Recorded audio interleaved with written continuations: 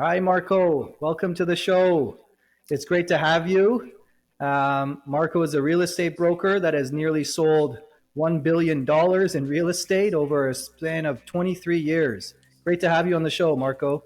Hi, Bobby. Thank you, and it's a pleasure and honor to do this with you. You're one of the very well known lawyers in GTA, and I'm glad that we have this. We're gonna have this educational segment together. Yes, yes. Looking forward to it. So, Marco, what inspired you to become a realtor? Well, that's a great question. Well, my journey into real estate was inspired by my natural curiosity and desire to help people, and I've always been passionate about problem solving, right? Real estate really allows me to do this, and I love the fact that is this industry is ever changing and is always something new at your doorstep, and yeah, it's a great dynamic to work at, and and then satisfaction of helping. For example, my sellers, when I know that I can get them the whatever dollars amount and that they deserve, or the buyers that are looking for that dream home, I can get them the house is really the most rewarding part of this business that I can think of. Right, right. Yeah, Okay. And by trade, you're a civil engineer. Is that right? that's correct. I am, yes, Right. from Ryerson University, which is now called Metropolitan University. Right. Yes, yeah, I graduated in year 2000. Yes, Right. so yeah, it's that's and which I think actually was really helpful in my career, believe it or not, because I think uh, I think the engineering studies that I've done has been very invaluable in real estate transaction that I do. It gives that the problem solving aspects of things, and try to be to give you the strong analytical mindset when you're seeing properties. In terms of their future values, or even the flaws in the structure, all that. Right.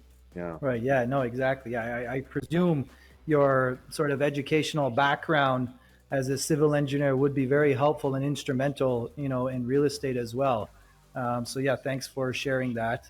Um, Now, for some of the younger generation that are thinking of, getting into this field, becoming a realtor, what advice do you have for them?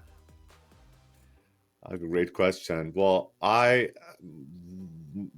most and foremost, the first and foremost, I really advise them to continuously be in a lookout for education, to continuously educate themselves in the field, because real estate is really a field that is evolving with so many different technologies, different laws, which you come in Yeah. handy to talk about that after, and yeah, the new marketing system, everything. So during the time that I've been doing this for 23 years or so, there have been only few realtors that I know of that stay on top of the game.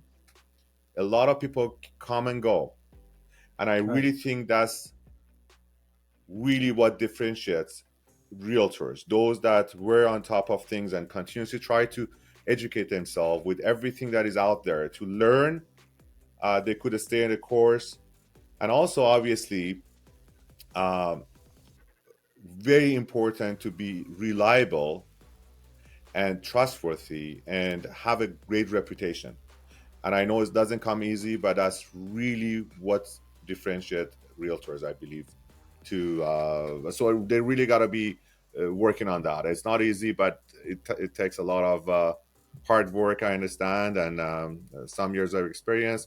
And hopefully, if they stay on course, they stay true to what they say, and yeah, be professional. That's really what I can Right. advise everyone. Yeah. Yeah. No, exactly. That really resonates with me too, because as lawyers, same thing for us. The laws are constantly changing, and Mm, to stay on top of those changes and to be able to advise your clients correctly is critical. So yeah, I hear you. I hear what you're saying. Yeah. Um, can you share any memorable stories that you've had with clients, or any memorable clients that you've had over your career? You've obviously been at it for quite a while There's now, there's so 23 many, years. like I don't know, like there's so many of them. One that is really dear to my heart and is close to my heart is it was client that was referred to me. He was coming out of a very nasty divorce. He was upset and sad and all that, and he had a limited budget and he wanted to be close to work and close to daughter. They had a She had a joint custody, and anyways, the money that he had wouldn't buy what he wanted, and Right, that's and I, because I was in a lookout, and like that's exactly what I was telling the last question he asked me. If you are in a business, you gotta be on it all the time. You know what I mean? You gotta be on alert. So I knew about a property that it was like $650,000 on back in the day. Nice true story, 4 bedrooms. That is like a dream now with that price right, in Young and Stills area.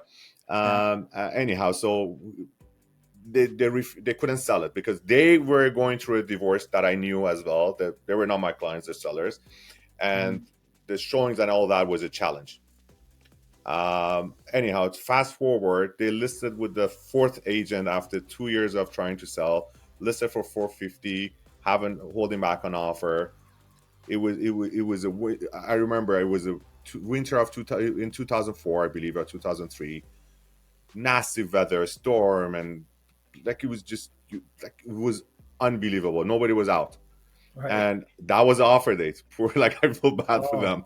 So I called the agent and say, my offer is ready. And he went upstairs and said, Marco, are you looking at the window? Like, I can't, I'm at the one in Mississauga. I can't drive there. So, okay, no problem. So I went there, knock on the door of the seller's door because I knew that they have to sell. I said, listen, I have an offer. My clients are sitting in a car. Do you want to do this or do you want to tell? And he got right. upset. He got his client, say, his agent, say, you got to come here. So anyhow, so he pulled the poor guy all the way from Mississauga. He was so upset. He wasn't talking a word. The agents, they came in, I presented an offer, 450, like a lot lower than what it should have gone. Like I said, like this, we're holding back offers. We're not gonna sell this risk price. So listen, I'm the only one. Do you see anyone out there? I'm the only one. My Right. client's offer is here. So we bought it. We got it. So You that got was it. great. And at the end, a few years after, like what 10 years after that, 15, 12 after years after that, I bought a house for the daughter. They got married, and then I dealt many business with them. Oh, So very nice. yeah, moral of the story, you got to work hard for it, and then if you be true, and they gave me so many referrals out of this deal. It Right. worth it if do the right job and Yeah. then work hard. It will be fruitful at the end. Yeah, And sometimes the weather can actually help you when the weather is really terrible, absolutely, huh? it did in my it did, yes, yes, In that absolutely. situation. Yeah. Yeah. Okay. Um, have you had any clients with unrealistic expectations, and how have you dealt with that? Oh boy, I did, and I will Loaded ask you that question. question Yeah. too. That's something. Yes, we do. We all do, and I don't take it personally. And you know what? I think you agree with me. Real estate is a hot topic of every conversation. You're talking to your Right. uncle, you're talking to your friends over the barbecue, you're seeing Right. your friend. Everybody talking about real estate. Who sold what, Right. who bought what, and all that. So, Right. a lot, and everybody has opinion about the real estate, Right. right? So, Right. if I understand if usually a lot of customers or clients, especially the first-time home buyers or first-time home sellers, they have unrealistic expectations. So what I do in this situation, which happens a lot of time, is that I try to have a clear communication with them. I think that's the Yeah. key.